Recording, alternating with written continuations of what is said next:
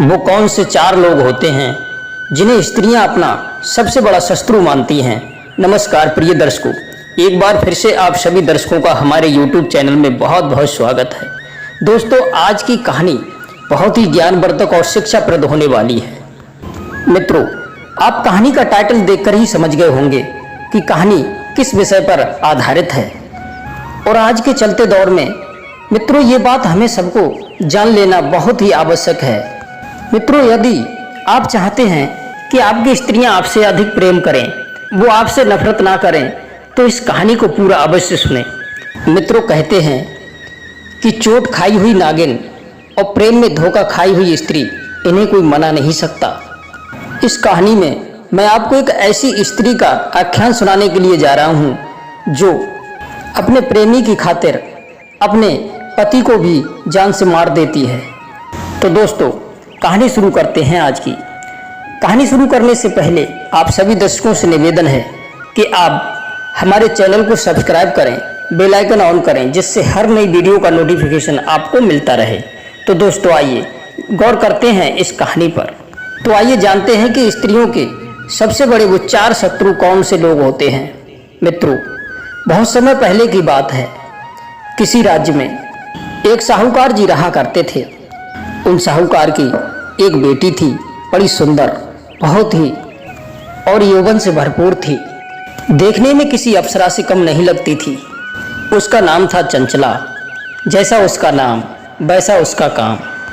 वह स्वभाव से बहुत चंचल थी। जब वो जवान हो गई तो उसके नगर से बाहर एक जंगल में फकीर रहता था। उससे उसकी मुलाकात हो गई और उससे उसके लिए प्रेम हो गया। और वो फकीर भी अपनी प्रेमिका से मिलने के लिए उसने नगर से दूर एक जंगल में एक झोपड़ी बना करके रहने लगा। और वो चंचला भी अपने प्रेमी से मिलने के लिए प्रतिदिन जाया करती थी। स्वादिष्ट भोजन बना करके उस अपने प्रेमी को ले जाती थी, उसे भोजन कराती और उसे शारीरिक रूप से भी संतुष्ट करती और फिर अपने घर को चली आती थी। उसका प्रतिदिन का यही कार्य था। लेकिन उन बेचारे साहूकार को इसके बारे में कुछ भी पता नहीं था। जब सारे लोग सो जाते थे तभी वो रात्रि के अंधेरे में उस अपने प्रेमी से मिलने के लिए जाया करती थी। इसी तरह से उस चंचला और फकीर का रोज का मिलना हो गया। न जाने उस फकीर ने उस चंचला पर क्या जादू डाल दिया था। वह उसके प्यार में पागल हो गई थी। मित्रों, उस चंचला को ना तो अपने माता पिता की लाज का कोई डर था और ना ही उसे किसी लोक लाज का भी भय था। और मित्रों, कहते भी हैं, जिनका मन दूसरे पुरुषों में रमता हो तो ऐसी स्त्रियां अपने कुल का विनाश भी देख सकती हैं और समाज में हो रही बुराई को भी सुन सकती हैं। और चाहे ऐसी स्त्रियों के किसी घर के सदस्य के प्राण क्यों न चले जाएं, लेकिन फिर भी ये अपनी खुली आंखों से ये नज़ारा देख सकती हैं। स्वयं मुसीबत में पड़ सकती हैं, लेकिन अपने प्रेमी को नहीं छोड़ सकती हैं। दोस्तों, चंचला और उस फकीर का प्रेम दिन पर दिन गहरा होता चला गया। इधर सेठ जी ने देखा कि हमारी पुत्री जवान हो गई है, हमें इसका विवाह करना चाहिए। तो उन्होंने एक अच्छा सा वर और घर ढूंढ करके दूसरे राज्य में अपनी बेटी का विवाह कर दिया। उस चंचला का जो पति था वो दूसरे राज्य के एक दीवान का पुत्र था। वह दीवान का लड़का बहुत ही सुंदर और बुद्धिमान भी था। वह अपनी पत्नी से बेहद प्रेम किया करता था, पर उसकी पत्नी का मन तो मानो कि उस फकीर के पास ही रह गया हो। वह अपने पति से कभी भी सीधे मुंह बात नहीं किया करती थी, ना ही उससे प्रेम भाव रखती थी। और मित्रों, कहते हैं कि जो स्त्री चरित्रहीन होती है, जो दूसरे पुरुषों से प्रेम करती है, उसका मन अपने पति में नहीं लगता है। उसका पति चाहे कितना भी रूपवान गुणवान क्यों ना हो, लेकिन फिर भी वो अपने पति को भाव नहीं देती है। पर इसके विपरीत परपुरुषों में उनकी खूब आसक्ति होती है। परपुरुषों के लिए श्रृंगार करने में उनके लिए बड़ी रुचि होती है। और अपने पति का कितना भी प्रिय वचन क्यों ना हो, लेकिन फिर भी वो उन्हें कड़वा लगता है। मित्रों, कुछ दिन तो वो अपनी ससुराल में रही। इसके बाद वह चंचला अपने मायके चली आई और फिर से उस फकीर से मिलना जुलना चालू हो गया। जब चंचला उस फकीर से मिलने के लिए गई तो चंचला के चले जाने के बाद उसके दिन कैसे गुजरे, ये सारी बातें उस फकीर ने उस चंचला को बयान कर दी। चंचला ने उस फकीर को आश्वासन दिया कि आप चिंता मत करो, अगली बार अगर मेरा पति मुझे बुलाने के लिए आएगा तो मैं उसे बहाने बना करके वापस कर दूंगी और मैं उसके साथ में नहीं जाऊंगी। मित्रों, कुछ दिन के बाद में वह दीवान का बेटा अपनी पत्नी को बुलाने के लिए ससुराल में गया। शाम को भोजन आदि करने के बाद में वह घूमने के लिए उस नगर में चला गया, पर चंचला को ये बात पता नहीं थी कि उसका पति बाहर घूमने के लिए गया है। वो तो ये समझी थी कि भोजन करने के बाद वह तो सोने के लिए अपने कक्ष में चला गया है। जब चंचला के घर वाले सभी सो गए तब उसने 16 श्रृंगार किया, सुंदर स्वादिष्ट भोजनों का थाल सजाया और वो थाल लेकर के अपने प्रेमी फकीर से मिलने के लिए चली गई। उधर नगर से घूम करके वो दीवान का बेटा आ रहा था, तभी उसने देखा कि उसी की पत्नी सज धज कर और हाथों में भोजन का थाल लेकर के जंगल की ओर जा रही है। तब उस दीवान के बेटे को संदेह हुआ और वह उसके पीछे हो लिया। छुपकर उसको देखने लगा कि देखे ये कहाँ जाती है, लेकिन इस बात से अनभिज्ञ वो चंचला बड़ी तेज गति से उस फकीर की ओर चली जा रही थी। क्षण मात्र में ही वह उस फकीर के पास में पहुंच गई। चंचला ने वो भोजन का थाल उस फकीर के सामने रख दिया। फकीर ने देखा कि चंचला आज बहुत लेट आई है, तो वह उस पर गुस्सा करते हुए बोला और कहने लगा कि आज तू इतनी लेट क्यों आई? तुझे पता है मेरा भूख के मारे दम निकला जा रहा था और तुझसे मिलने के लिए कितना बेचैन हो रहा था। तो चंचला उससे क्षमा मांगने लगी और अपने देरी से आने का कारण बताया। बोली, आज मेरा पति मुझे बुलाने के लिए आया था, तो मैंने अपने पति के लिए भोजन बनाया, इसमें मुझे देर हो गई। जब वह भोजन करके सो गया उसके बाद मैंने आपके लिए भोजन तैयार किया। जब सब लोग सो गए तब आई हूँ और कल मेरा पति मुझे बुला करके ले जाएगा।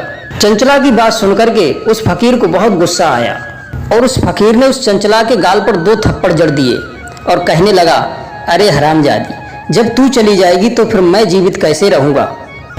तूने कभी सोचा कि तेरे बिन मेरा हाल क्या होगा?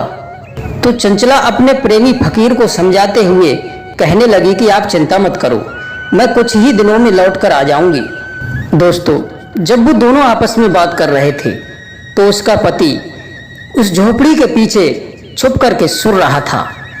उन दोनों की बातें सुनकर के उसे क्रोध तो बहुत आ रहा था, लेकिन फिर भी वह अपने क्रोध को शांत करते हुए और शांत चुपचाप उनकी बातें सुनता रहा। इसके बाद वो चंचला उस फकीर के पास में कुछ समय बिता करके और अपने घर वापस लौट आई। दीवान का बेटा उससे पहले आकर के अपने कक्ष में सो गया और उसने अगले दिन अपने घर जाने का विचार बदल दिया।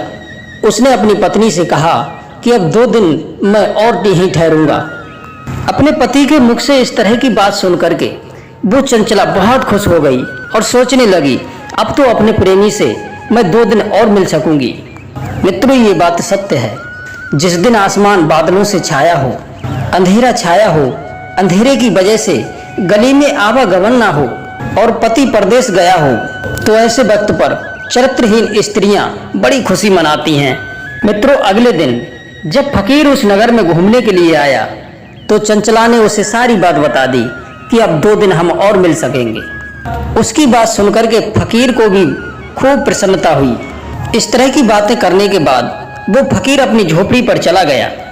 शाम हुई और अपनी प्रेमिका के आने की राह देखने लगा, लेकिन दोस्तों उससे पहले वो दीवान का बेटा उस फकीर की झोपड़ी पर पहुंच गया और उसने अपनी तलवार से उस फकीर का सर कलम कर दिया और अपनी तलवार को वहीं छोड़कर एक पेड़ पर चढ़ गया और वो अपनी आंखों से सारा नजारा देखने लगा।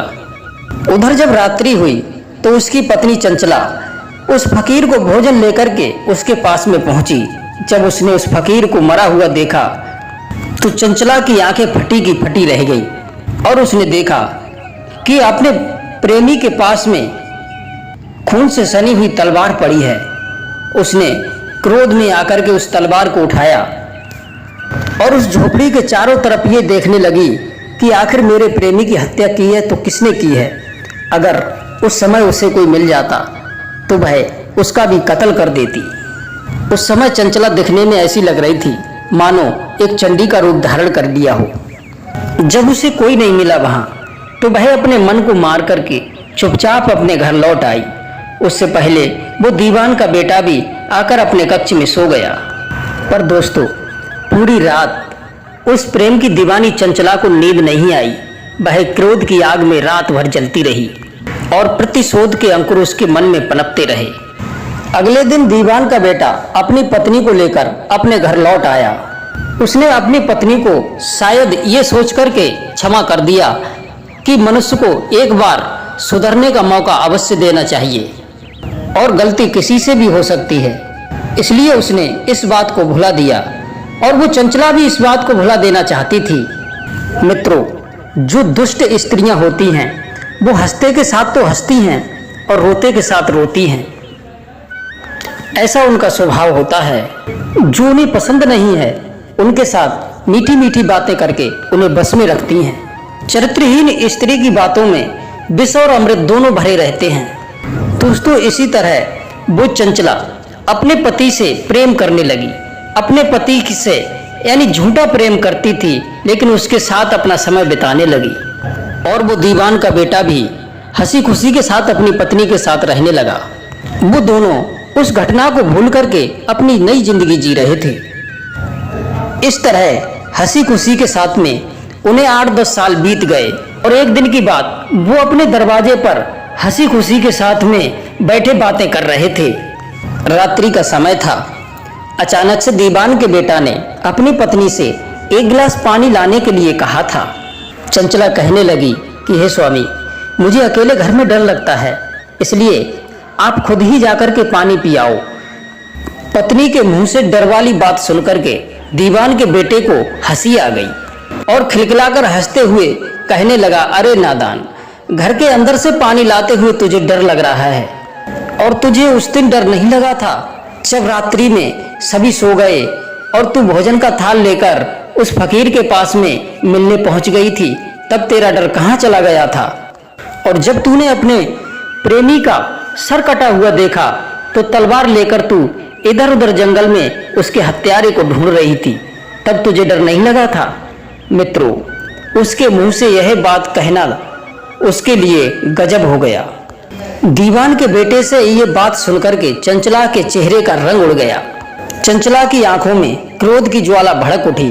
बरसों पुराना घाव फिर से ताजा हो गया।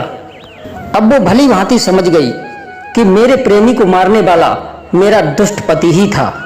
अब वह अपना आपा खो बैठी और उसने झपट कर खूंटी से तलवार उतार ली और अपने पति का सर उड़ा दिया और स्वयं अपना गर्दन काट करके खुद भी मर गई। दोस्तों, हमें इस कहानी से यही शिक्षा मिलती है कि स्त्री को चाहिए अपने माता पिता की इज्जत को बचाकर रखे।